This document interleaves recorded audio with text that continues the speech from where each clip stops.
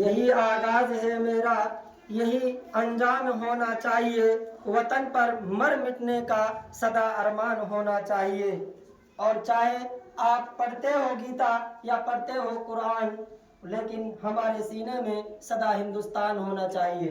ماشاءاللہ، بہت اچھا۔ غلط الزام ہے ہم پر کہ وفاداری نہیں کرتے، ارے ہم محبت بانٹتے ہیں، اداکاری نہیں کرتے۔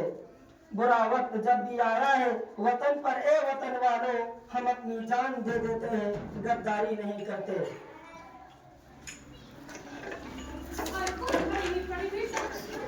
میرے محترم معزز سامعین اکرام، جیسا کہ آپ سبھی کو معلوم ہے کہ 26 جنوری یوم جمہوریہ یہ ہمارے ملک ہندوستان کی تاریخ میں نہایت اہمیت کا دن ہے، اور آپ یہ بھی جانتے ہیں کہ اس دن ہمارے ملک کا آئین یعنی قانون نافذ ہوا۔ ہندوستان کا چپا چپا اور گلستان ہند کا پتا پتا اور بوٹا بوٹا اس بات کا شاہد ہے کہ جب ہندوستان کی مقدس سرزمین پر تن کے گورے مگر من کے کالے انگریزوں کا سایہ پڑا اور جب یہ سازشی قوم ہندوستان کے تخت و تاج کا مالک بن بیٹھی، تو اس وقت انگریزی حکومت کے خلاف سب سے پہلے ہم نے بغاوت ہم نے بلند کیا۔ راستے کی غربتوں اور جوڑی سے بے خبر، راہوں کے خطرات سے بے خبر ہو کر اس ملک کی آزادی کے لیے ہم نے اپنے جسموں کو لہو لہان کروایا، ہم نے اپنے جسموں کو لہو لہان کروایا۔ اس ملک کی آزادی کے لیے ہم نے پھانسی کے پھندوں پر چڑھنا پسند کیا۔ میری پیاری بچیوں، اس طرح کی صدیوں کی غلامی کے بعد یہ ملک ہندوستان ہماری قربانیوں کی بدولت انگریزی حکومت سے آزاد ہوا، اور ہم نے جمہوریت کا فیصلہ بہت ہی سوچ سمجھ کر اختیار کیا، تاکہ مختلف مذاہبوں، ادیان اور نظریات و عقائد کے کروڑوں ہندوستانیوں کی آزادی کی حقیقی دولت سے سرفراز ہو سکے۔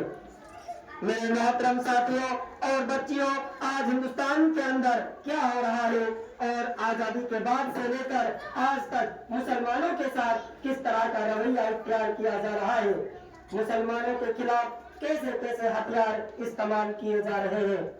ارے کبھی گورکھا کے نام پر مسلمانوں کا قتل کر دیا جاتا ہے، کبھی شک و شبہ کی بنا پر ہمارے نوجوانوں کو موت کے گھاٹ اتار دیا جاتا ہے، تو کہیں ہماری ماں اور بہنوں کی عزت سے کھلواڑ کیا جاتا ہے۔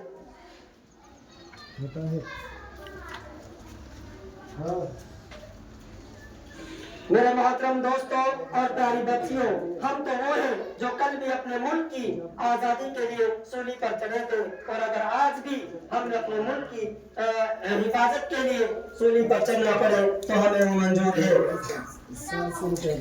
میرے محترم دوستوں، آج ہندوستان کے اندر کیا ہو رہا ہے؟ ہر طرف سازشیں ہو رہی ہیں۔ آج میں آپ سبھی کو ایک بات صاف طور پر کہنے جا رہا ہوں، ایسی جو فرقہ پرست طاقتیں ہیں یقیناً وہ آٹے میں نمک کے برابر ہے، لیکن ان کی وجہ سے ہندوستان کا ماحول بگڑ رہا ہے۔ اس لیے ہم تمام ہندو، مسلم، عیسائی اور سکھ بھائیوں کو چاہیے کہ ہم اکٹھا ہو کر ان آستین کے سانپوں کو، ان زہریلے سانپوں کو کچل ڈالیں اور ملک کی بقا کے لیے فکر کریں۔ آج کی 26 جنوری کے دن میں ایک پیغام دینا چاہتا ہوں کہ میرے محترم ساتھیوں، آپ اپنی شخصیت کو پہچانیے اور سمجھیے، آپ مستقبل کی فکر کیجیے۔ خدا کی قسم، اگر آج بھی آپ خواب غفلت میں سوتے رہو گے تو یاد رکھیے آنے والی نسلیں ہمیں کوسیں گی۔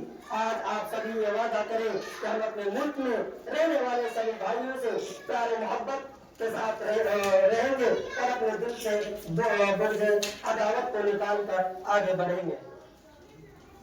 السلام علیکم۔